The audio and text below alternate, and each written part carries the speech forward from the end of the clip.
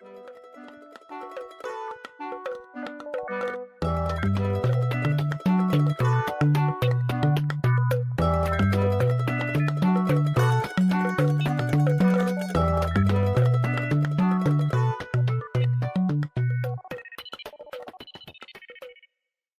no sé si alguna vez hemos hablado de este término.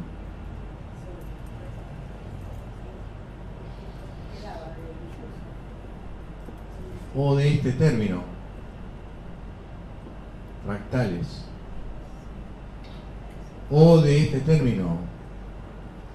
Principio de Carnot. Bueno, Carnot fue un físico que se dedicó a una rama de la física que se llama la termodinámica. La analogía que podemos establecer con el análisis es que Carnot, ¿con qué trabajaba? Con matemática, y su objeto de estudio eran básicamente los motores.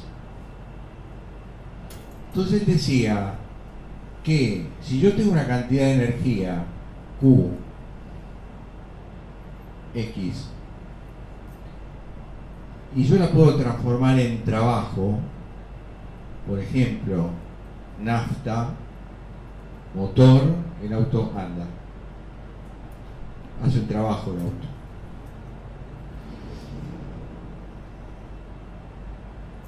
Hay una ley de la termodinámica que dice que la energía nunca se pierde, sino que se transforma. Eso lo habrán escuchado. Esto es verdad. Lo que pasa es que ese perderse, que no existe, o sea que no se pierde. Sin embargo, lo que sí existe es que no se puede utilizar toda. Por eso en esta ecuación siempre hay un resto. O sea que hay una energía que se pierde. De hecho, un porcentaje más vale chico de la energía química que hay en la nafta se transforma en mover el auto. El resto es calor que se va al aire. Ahora, ese calor que se va al aire nadie lo puede recuperar. ¿Estamos? Es como si dijéramos, acá entra una cantidad de calor, esta parte se transforma en trabajo, pero esta parte se pierde. Y yo podría acá poner otro motor y esta energía transformarla en trabajo, pero otra parte se va a perder, cada vez menos, pero siempre va a haber algo que se pierde. Bueno, esta analogía que estamos haciendo tiene que ver con lo que pasa, por ejemplo, en una sesión de análisis. Que de todo el discurso, una parte de este discurso va a poder ser procesado en términos de interpretación y en términos de elaboración por parte del sujeto. Y siempre va a haber un resto caído, que podríamos decir para esa sesión inanalizable. Entonces, en la sesión siguiente, tal vez algo de ese resto se tome para volver a hacer el trabajo a partir de otro discurso, interpretación, elaboración, resto caído. Y así sucesivamente.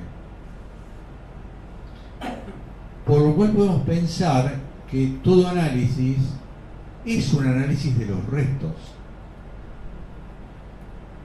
De eso que cae, que queda sin interpretar.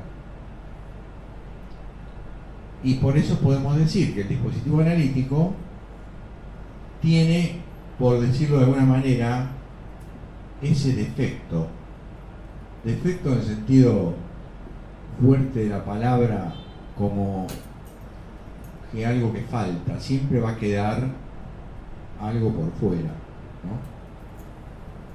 Que es otra de las formas de la disyunción. Por eso es como delirante pensar que yo voy al analista y me va a curar. Y por eso un analista nunca habla de la cura, sino de la dirección de la cura. Es decir, vamos en la perspectiva de una cura que es como el horizonte. Podríamos decir, en un proceso analítico adecuado, yo voy teniendo más autonomía, siendo más sujeto que objeto de los otros, por ejemplo, gano subjetividad a costa de un pago que es el pago narcisístico. Yo tengo que pagar con narcisismo, o sea, tengo que ser herido en esto para poder ser cada vez más sujeto. Y esto supone, si esto tiene que caer, lo que gana es precisamente castración.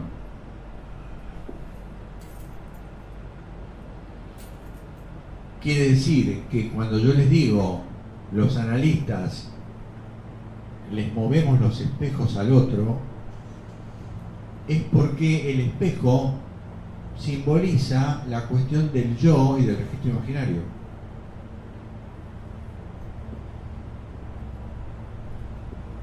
El sujeto no puede encontrarse con un espejo estable, porque ese espejo estable alimentaría, como dice Lacan, engorda el yo.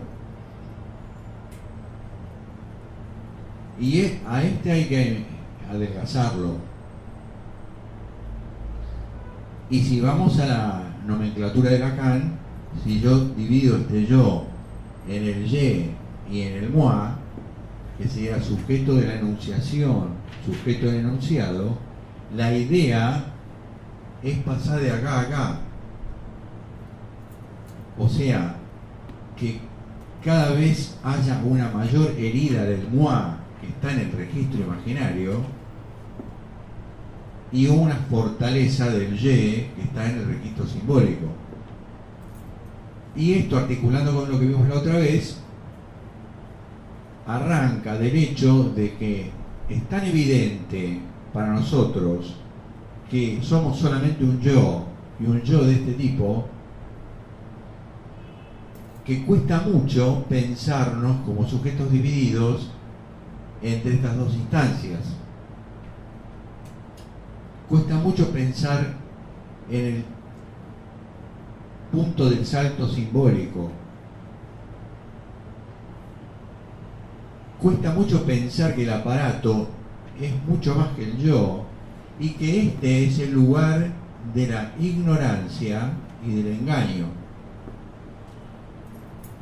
Cuesta, porque cualquiera dice yo, con este cuerpo soy yo.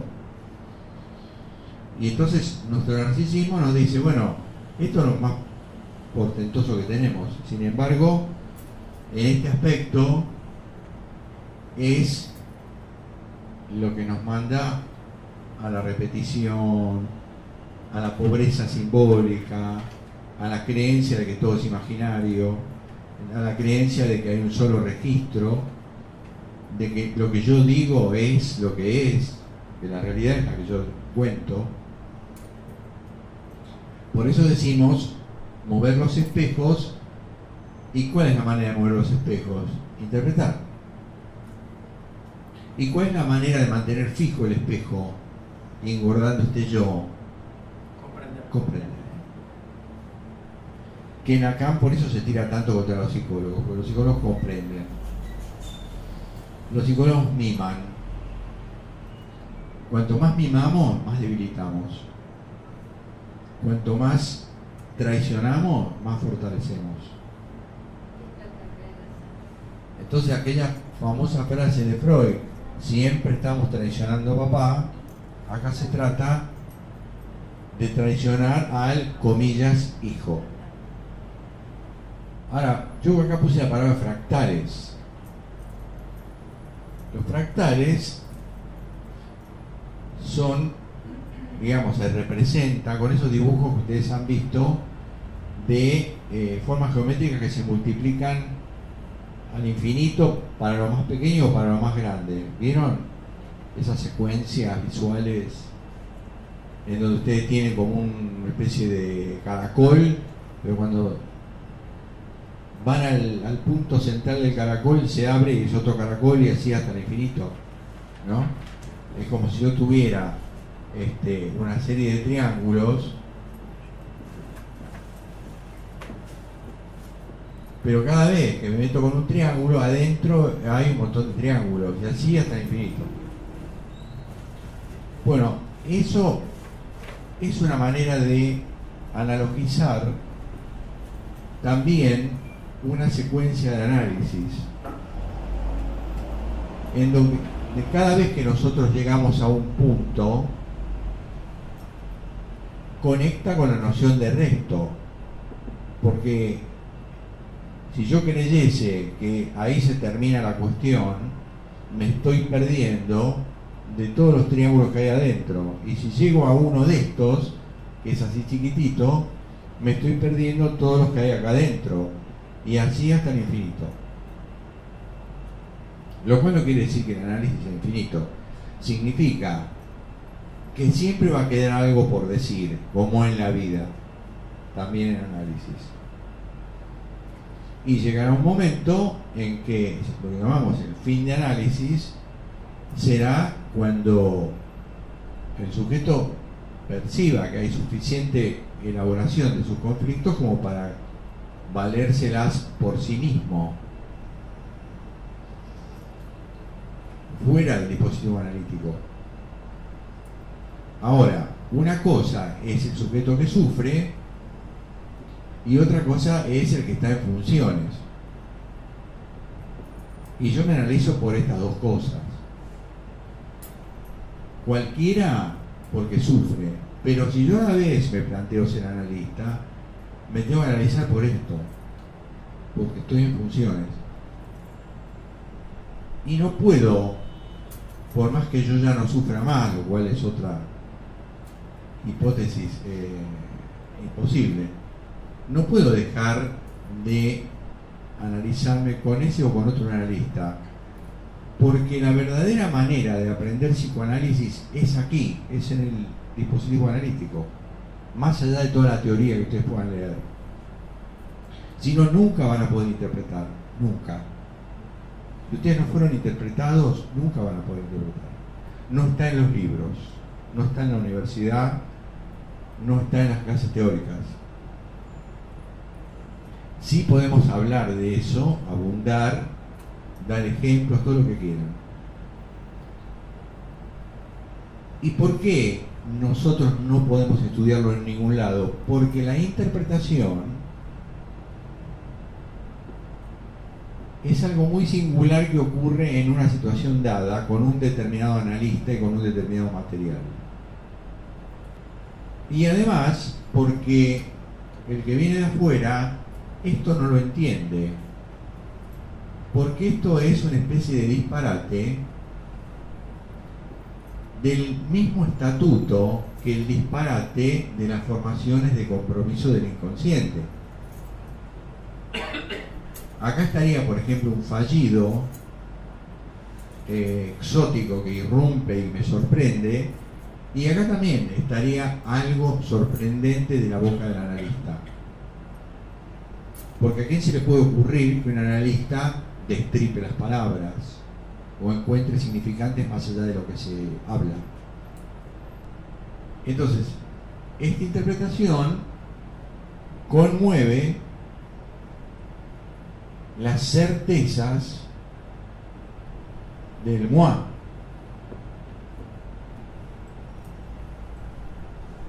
¿Y cuáles son las certezas del moi? la lógica desde la cual habla y desde la cual cree que lo que dice es la verdad. Y es por eso que la transferencia se negativiza. Porque cuando yo me encuentro como paciente con alguien que me mueve el piso, los espejos o lo que quieran llamarle, de esta manera, lo mínimo que me va a pasar es que me bronque.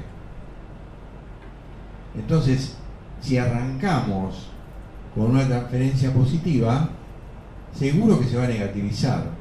Ahora, ahí no podemos parar. Ahí tenemos que seguir, porque ya ahí nos hemos metido en la castración. Acá nos han tocado el ego. Ahora, yo puedo irme de análisis y decir, bueno, este tipo es un chante. Yo puedo hacer eso. Pero es lo más estúpido que puedo hacer. Esto no quiere decir que cualquier analista sea un buen interpretante, ni que todo dispositivo sea el adecuado para un determinado sujeto. A veces uno se engancha con analistas por algo y resulta que, bueno, después no va por ahí.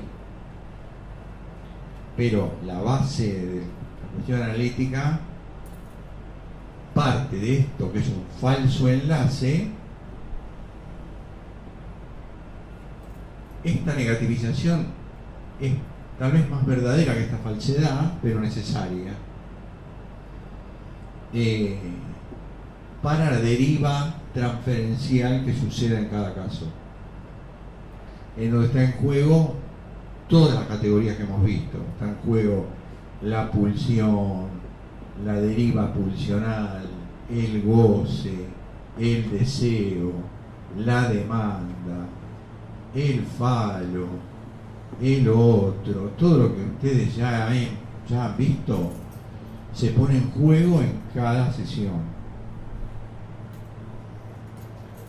El objetivo es precisamente conmover esta cosa cristalizada que es el ego.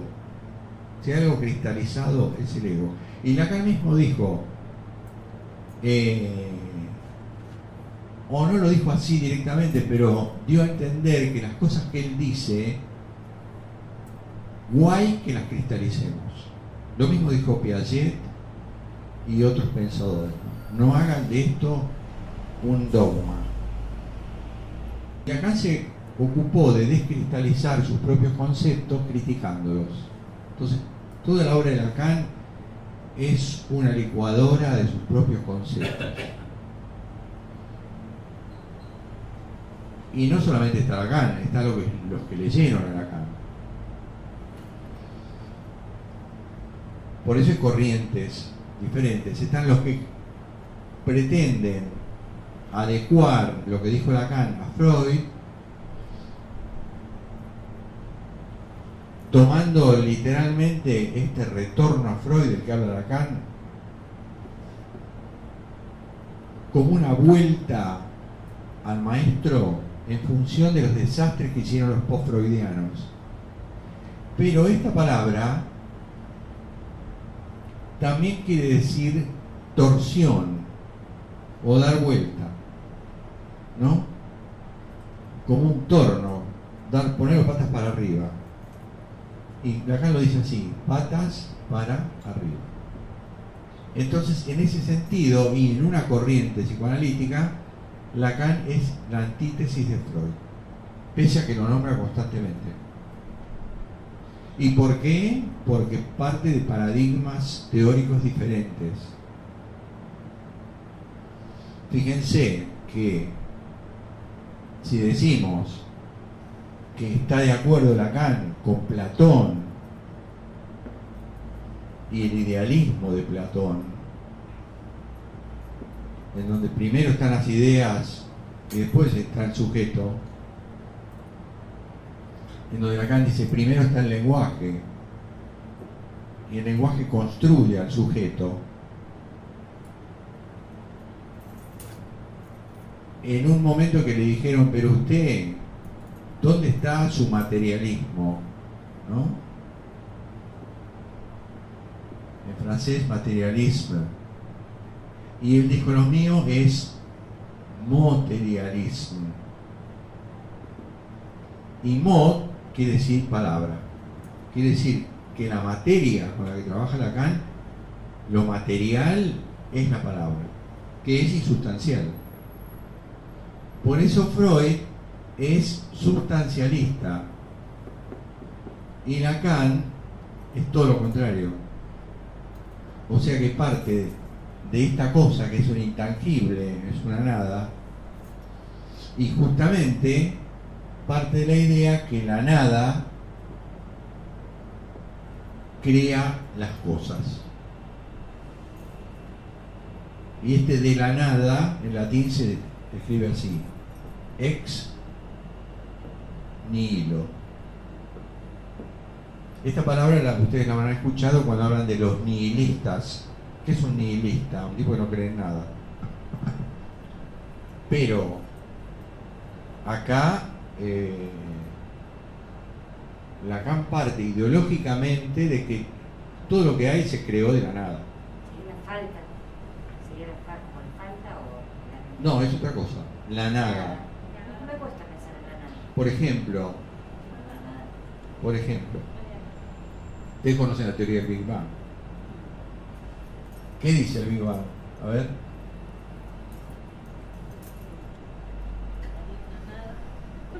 Que había una partícula infinitesimal donde estaba concentrado todo y ahí explotó y ahí fue todo el universo, ¿no? Ahora, acá se creó, en el Big Bang, se creó la materia, el espacio, el tiempo, la energía, pese a que esto era pura energía, y las leyes que después gobernaron todo el universo. ¿Sí? Ahora, ¿cómo entender que todo el universo, que es enorme, sobre todo materia, energía, haya salido de la nada? Y esto se descubrió. ¿Por qué? Porque hay todo un aspecto del universo que no conocemos. Si el universo es esto que lo vemos positivo, está equilibrado por un universo negativo. Entonces lo que hubo fue una separación de estas dos cosas, que si se juntaran se recrearía la nada. Bueno, para traerlo esto al psicoanálisis, hubo una nada material, que es el lenguaje, la estructura del lenguaje, que dio lugar a las cosas, sobre todo a este sujeto. Por eso no es la cosa evolutiva, es creacionista. No es que hubo un ser que nació, se educó, entró a hablar y así sucesivamente, como lo plantea Freud. Freud es evolucionista. Lacan no, Lacan dice, primero estuvo esto, después vinieron los seres. Y todos los objetos que hay, para nosotros, están hechos de significantes. Quiere decir que la realidad tiene sentido si nosotros la pensamos como producto de la combinatoria significante.